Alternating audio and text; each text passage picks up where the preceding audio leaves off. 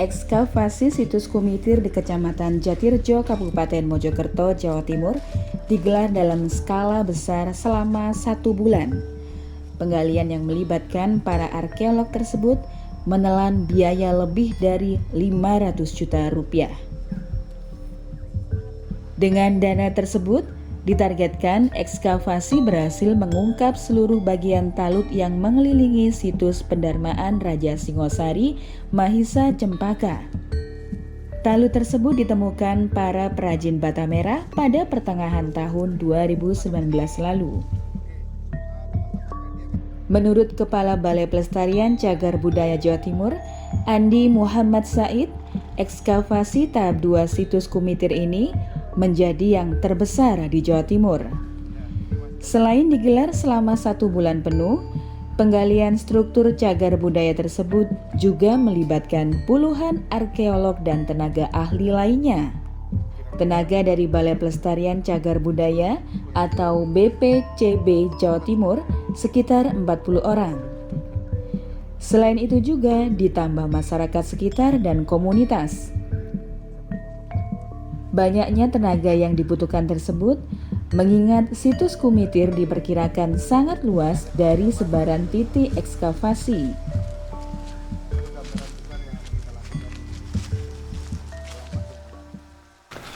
Kita punya prediksi awal bentuk talut yang berkembang yang ada di sini itu perkiranya antara 200 meter atau 400 meter kali 200 atau 300 meter persegi. Nah, area-area inilah yang akan kita kupas nanti. Jadi kemungkinan besar ada sekitar 2000 meter persegi yang kita programkan untuk tahun ini, dan itu baru sekitar 30% dari seluruh area yang kita harus buka di Kumitir ini. Itu diprediksi di titik itu ada struktur apa saja? Ya, diperkirakan jadi minimal kita bisa menemukan struktur talut ya yang sudah ditemukan di sisi timur. Nah, bentuk surutnya juga sudah kita temukan, tinggal menelusuri sampai di mana dan bagaimana bentuk daripada talut itu. Jadi selain menelusuri itu, kita juga akan melakukan penggalian pada bagian tengah untuk menemukan ada bangunan apa atau ada struktur apa di dalam pertengahan talut ini. Karena tidak mungkin ada talut, terus tidak ada objek yang ditaluti gitu kan. Itu harus ada itu. Dan kita banyak menemukan struktur yang ada sekarang di tengah. Ada batu andesit yang berupa yang diduga sebagai pipi tangga, dan ada struktur yang lain. Demikian juga di kuburan itu banyak sekali batu-batu candi yang dijadikan bagian dari struktur makam yang ada di sini.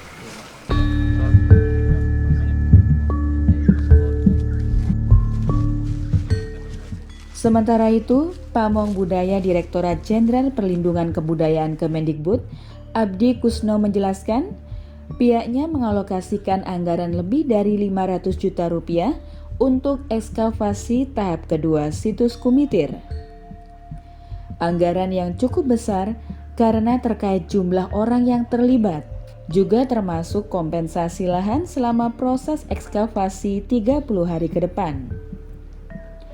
Abdi Kusno juga membenarkan ekskavasi tahap kedua baru akan mengupas sekitar 30% dari total luasan situs Kumitir.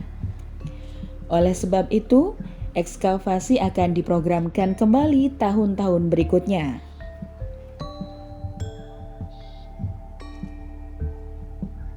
Jadi tahun ini kita mulai, tahun depan kita rencanakan lagi di situs Kumitir. Jadi tetap jalan ini tahap kedua lah. Tahap pertama kan tahun lalu. Jadi dipastikan berkesinambungan begitu Pak ya? Untuk... Harapannya gitu. Okay. Ujungnya tadi dikatakan Pak Said ya dapat berguna, bermanfaat bagi masyarakat. Amin, amin. Okay. Pada ekskavasi tahap pertama 21 sampai 30 Oktober 2019 lalu, para arkeolog BPCB Jawa Timur menampakkan talut sisi timur situs Kumitir sepanjang 197 meter. Ketebalan struktur dari bata merah itu mencapai 140 cm. Sementara tinggi bangunan yang berhasil digali sekitar 120 cm.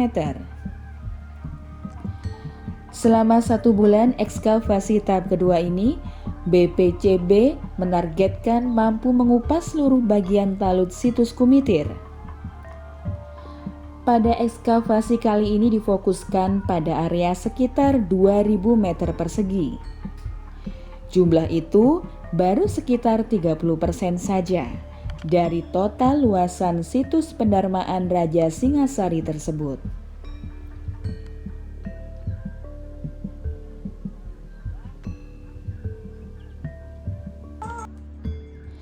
Talut di situs Kumiter sendiri dipercaya mengelilingi kompleks bangunan suci berupa candi.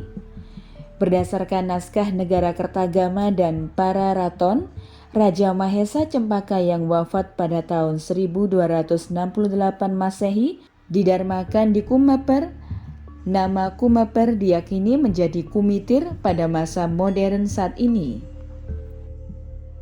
Candi tersebut dibangun 12 tahun setelah wafatnya Raja Mahesa Cempaka, yaitu pada tahun 1280 Masehi. Saat itu, Singosari dipimpin Raja Kertanegara. Hingga pada masa Mojopahit, candi di situs Kumiter menjadi ujung timur kota raja yang diyakini kawasan Trowulan saat ini.